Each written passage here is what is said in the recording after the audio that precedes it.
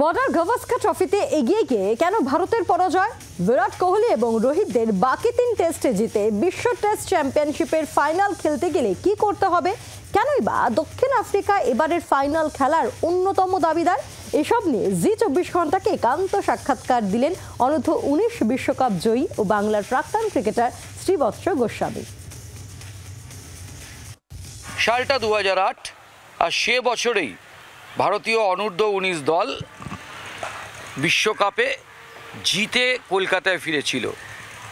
এমন একজন যিনি এই বাংলারই ভূমিপুত্র এবং তার নাম শ্রীবৎস গোস্বামী। বর্ডার গাভাস্কার ট্রফিরই আমরা তার থেকে বেশ কিছু জিনিস জানবো। ট্র্যাক ব্যাক করতে হলে কোন জায়গায় ভারতীয় দলকে ঘষা মাজা করতে হবে? ও টেস্ট ম্যাচের 20টা উইকেট নিতে হবে। ব্যাটিং এখনও ঠিক আছে, হয়তো এটা একটা আলাদা আলোচনা হবে যে পিঙ্ক বল টেস্ট হয় কেন। মানে ইন্ডিয়া হয়তো বোধহয় 2টো বা 3টে পুরো ক্যালেন্ডার ইয়ারে পিঙ্ক বল টেস্ট খেলে, সেটাও কেন হয় আমরা জানি না, হয়তো আরও দর্শকজনকে নিয়ে আসার জন্য হয়। যদি তুমি ব্যাটার্সদেরকে জিজ্ঞেস করবে, ওরা কিন্তু একদমই পছন্দ করে না, বোলার্সরা এনজয় করে পিঙ্ক বল। টেস্ট ম্যাচ জিততে গেলে, ডেজ ক্রিকেট জিততে গেলে 20টা উইকেট নিতে হবে। আমার মনে হয় ওভার রিলায়েবল হয়ে যাচ্ছে জসপ্রীত বুমরার উপরে। হর্ষিত রানা যথেষ্ট নতুন, এখন ইনএক্সপিরিয়েন্স। সিরাজ অনেক এক্সপিরিয়েন্স আছে, কিন্তু সিরাজকেও একটা সবসময় একটা সাপোর্ট লাগে, সেটা জসপ্রীত বুমরা আছে। এই জন্য সিরাজ আমরা দেখি যে সিরাজ ভালো বল করছে, কিন্তু উল্টো দিকে শামি নেই, শামিকে মিস করছে। বিরাট কোহলিকে রানে ফিরতে গেলে, রোহিত শর্মাকে রানে ফিরতে গেলে অস্ট্রেলিয়ার পিচে কি করতে হবে? ওরা কি বড্ড বেশি ফ্রন্ট ফুটে খেলে ফেলছে? As a team point of view যদি আমি বলি, দুজনেই যদি ফেল করে তাহলে চলবে না, একজন কাউকে রান করতে হবে। দুজনেই যখন ফেল হয়ে যায় তখন ব্যাটিং অর্ডার পুরো কোল্যাপস হয়ে যায়, এটা আমরা দেখেছি। হয়তো রোহিত শর্মা রান করুক, বিরাট ফেল হচ্ছে, বা বিরাট রান করুক, রোহিত শর্মা ফেল হচ্ছে। গত ম্যাচে দুজনেই ফেল, এই জন্য এই কোল্যাপসটা দেখতে পেলাম।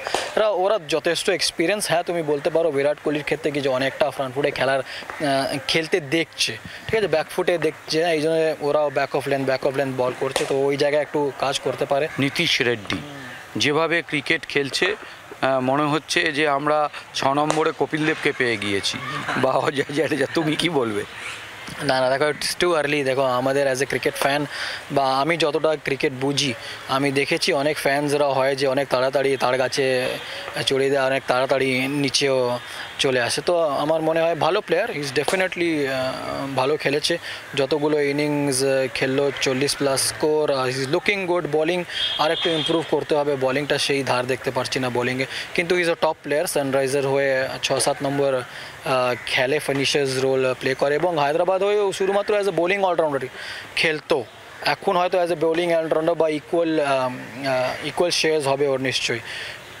কিন্তু যদি কপিল দেবের সাথে আমি কম্পেয়ার করতে চাই না, বা রবীন্দ্র জাডেজার সাথে কম্পেয়ার করতে চাই না। আমি চাই কি নীতিশ রানা নিজের নাম আরও আগে নিয়ে যাক, এবং লোকরা বলবে কি ও একটা আলাদা টাইপ অফ প্লেয়ার, আলাদা ট্যালেন্ট, সেটা আমরা সবাই দেখতে পাচ্ছি। তুমি যে দেশের জামাই, সাউথ আফ্রিকা, সেই দেশ কিন্তু ওয়ার্ল্ড টেস্ট চ্যাম্পিয়নশিপে ফাইনালের জন্য নিজেদের জায়গা ধীরে ধীরে পোক্ত করে ফেলছে। সেই জায়গায় ভারতের কি সম্ভাবনা আছে? ক্রিকেট আমরা জানি, মানে ইম্পসিবল ইজ নাথিং, সম্ভাবনা নিশ্চয়ই আছে। 3টে ভালো মার্জিনে জিততে হবে, এবং সাউথ আফ্রিকা যদি জেতে, তোমরা সাউথ আফ্রিকার কথা বলতে, আমি পার্সোনালি চাই কি সাউথ আফ্রিকা কোনো একটা টাইটেল জিতুক, ICC টাইটেল জিতুক, কারণ ক্রিকেট উইল গেট স্ট্রঙ্গার। যদি ওয়ার্ল্ড টেস্ট চ্যাম্পিয়নশিপ খেলতে হয় তাহলে অন্তত 3-1, মানে একটা হেরে গেছে, বাকি 3টেই জিততে হবে। কতটা টাফ ভারতের কাছে এই চ্যালেঞ্জটা? কোনো আশা আছে, 1% চান্স ইজ এনাফ, যেটা বিরাট কোহলি বলেছিল। এবার কি, even if you have that 1% chance to succeed, সেটা চেষ্টা করতে হবে, তো চান্স আছে এখনো। ক্যামেরায় অমিতের সঙ্গে দেবাঞ্জন, জি24 ঘন্টা। বাংলার আওয়াজ, বাঙালির আবেগ, জি24 ঘন্টা।